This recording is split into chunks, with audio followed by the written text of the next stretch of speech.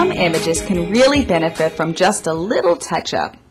There are a few simple tools that you can use to give your photos or drawings a little extra oomph. Or, if you want, you can go a little overboard and add some dramatic effects. We'll be using Irfanview to demonstrate some image editing features. Irfanview is a free download from Irfanview.com.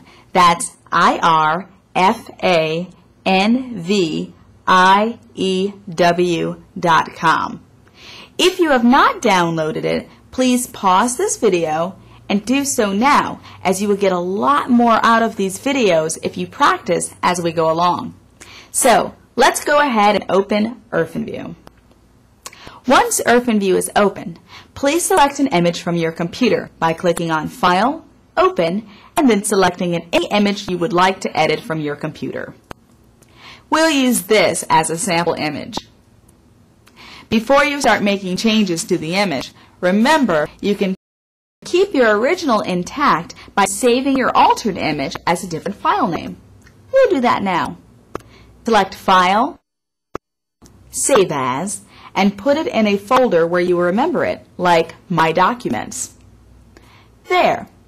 Now, in case something goes wrong, we haven't done any permanent damage to the image. An ordinary image often needs some subtle adjustment to make it stand out. See how this is just kind of flat? Now, let's look at what a difference it makes when you adjust some simple properties. Presto! The most common ways to adjust an image are to use the contrast, brightness, and color balance tools. In Irfanview, you can adjust all of these properties by going to Image, Enhance Colors. As a shortcut, holding down Shift-G will also open this window. Contrast is the difference between light and dark in your image.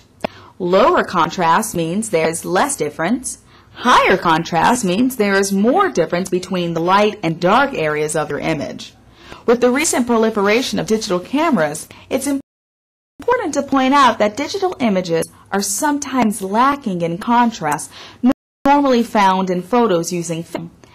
And so nudging the contrast up just a little bit with photo enhancement software to make the blacks truly black can really spruce up a picture. The brightness control lightens or darkens your image. Increasing the brightness will bring your image closer and closer to white, while decreasing it will bring it closer to black. Brightness is a useful tool if your original image has been overexposed, like this. See? Too bright. Everything's blown out. Lowering the brightness will fix that.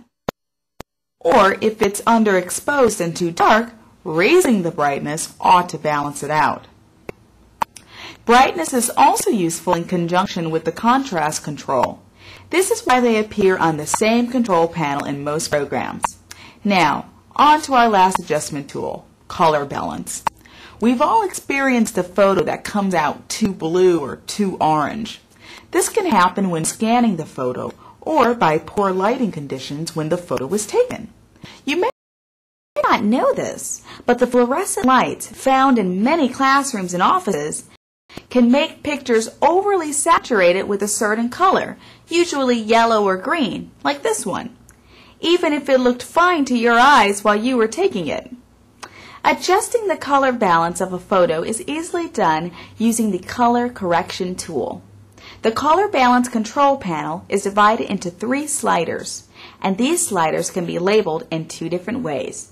Either they will be labeled red, green, and blue, or each slider will appear with colors on either side of the slider, like the opposing sides of the color wheel. These pairs are cyan, red, magenta, green, and yellow, blue.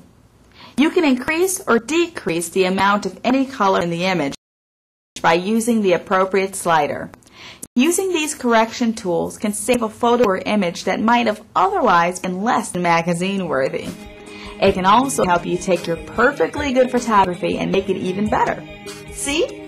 Suddenly, you're a pro.